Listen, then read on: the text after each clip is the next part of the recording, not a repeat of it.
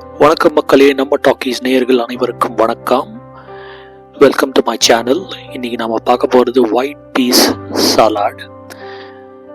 இந்த white piece சாலாட் வந்து ரொம்ப ஹெல்த்தியான ஒரு டிஷ்ஷுங்க. இப்போ நான் வந்து இந்த ஒயிட் பீஸ் சாலாட் வந்து முதல்ல வந்து நீங்கள் வந்து ஒயிட் பீஸ் எடுத்துக்கோங்க. அந்த ஒயிட் பீஸை வந்து ஒரு 6 to 8 hours நல்லா ஊற வச்சுக்கோங்க. தண்ணியில் ஊற வச்சின பிறகு இந்த மாதிரி ஆகிடும். க்ளோஸ்அப்பில் காட்டணும் பாருங்கள்.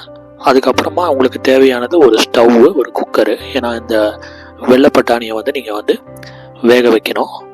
ஸோ இதை வந்து லோ ஃப்ளேமில் நீங்கள் வேக வைங்க. ஏன்னா வந்து நீங்கள் செய்ய போகிறது வந்து ஒரு ஒரு பீஸ் சலாடு. சுண்டல் செய்கிறீங்கன்னா நல்லா வெந்தீங்கன்னா நல்லாயிருக்கும். ஆனால் இது லோ ஃப்ளேமில் வந்து ஒரு 3 to 4 விசில்ஸ் வர அளவுக்கு வந்து நீங்கள் வெயிட் பண்ணுங்கள்.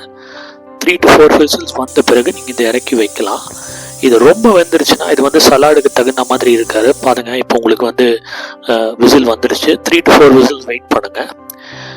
அதுக்கப்புறமா வந்து இதை இறக்கி வைங்க. பயங்கர சூடாக இருக்கும், ரொம்ப கேர்ஃபுல்லாக பண்ணுங்க.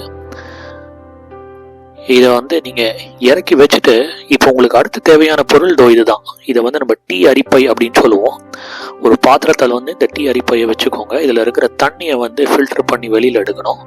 இந்த கடலை நீங்கள் இப்போ வந்து நல்லா பாயில் பண்ணியாச்சு, நல்லா வந்திருக்கு பாருங்கள். இப்போ அடுத்தது வந்து உங்களுக்கு தேவையான இந்த வெஜிடபிள்ஸ்லாம் எடுத்து வச்சுருக்கேன். குடமிளகா, தக்காளி, வெங்காயம், லெமனு, பச்சை மிளகா, அதுக்கப்புறமா கொத்தமல்லி. இதுதான் நமக்கு தேவையானது. இது எல்லாத்தையும் இப்போ நறுக்கியாச்சு பாருங்கள். பொடி பொடியாக நறுக்கியிருக்கேன். உங்களுக்கு தேவையான வெஜிடபிள்ஸ் நீங்கள் ஆட் பண்ணிக்கோங்க.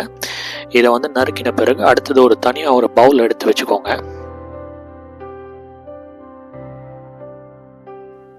என்னென்ன தேவையான பொருட்கள் அப்படிங்கிறத நம்ம பார்க்க போகிறோம். இப்போ உங்கள் கண் முன்னாடி இருக்கிறது வந்து மஞ்சள் பொடி, உப்பு, அதுக்கப்புறமா பெப்பர் பொடி. உங்களுக்கு சாட் மசாலா இருந்தால் அதையும் நீங்கள் யூஸ் பண்ணிக்கலாம்.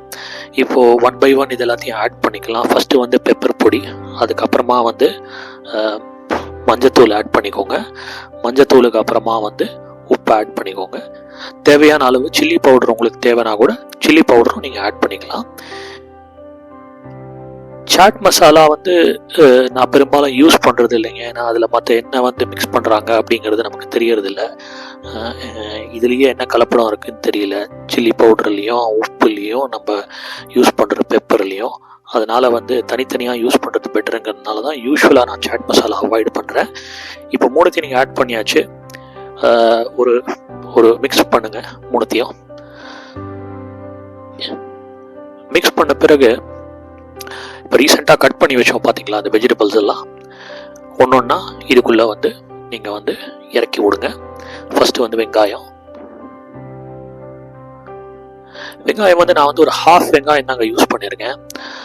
இதில் வந்து வெங்காயம் வந்து ரொம்ப டாமினேட் பண்ணக்கூடாது. அதுக்கப்புறமா அது ஆனியன் சலாட் ஆகிடும். நம்ம பண்ணுற விஷயம் வந்து பீஸ் சலாடு. அதே மாதிரி தக்காளியும் வந்து ஒரு ஒரு ஒரு அரை தக்காளி தான் யூஸ் பண்ணியிருக்கேன், சின்ன தக்காளி. அடுத்தது வந்து ஒரு குடமிளகா. இது வந்து ஒரு ஹாஃப் குடமிளகா கூட கிடையாது, குடமிளகாவோட ஒரு 1/4 குடமிளகா தான் யூஸ் பண்ணியிருக்கேன். இது மூணுத்தையும் நீங்கள் வந்து மிக்ஸ் பண்ண பிறகு கொத்தமல்லி அண்ட் பச்சை மிளகா பாக்கி இருக்கும், அதையும் ஆட் பண்ணிக்கோங்க.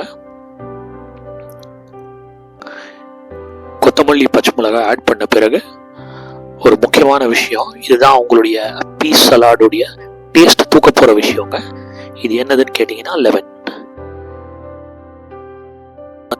லெமன் ஜூஸ் எக்ஸ்ட்ராக்ட் பண்ணி நீங்க இந்த கட் பண்ணி வச்சிருக்கிற வெஜிடபிள்ஸோட மிக்ஸ் பண்ணிக்கோங்க. இது வந்து ஒரு அருமையான டிஷ்ஷுங்க. இது ஒரு டீ டைம் ஸ்நாக்கு. நீங்கள் வந்து எப்போ வேணால் பண்ணி சாப்பிட்லாம். இதில் எந்த விதமான எண்ணெயும் கிடையாது. Full of proteins. நீங்கள் வந்து ஈவினிங் டைமில் பஜ்ஜி போண்டான்னு பண்ணி சாப்பிட்றதுக்கு பதிலாக இந்த மாதிரி பண்ணி சாப்பிடுங்க. ரொம்ப அருமையாக இருக்கும்.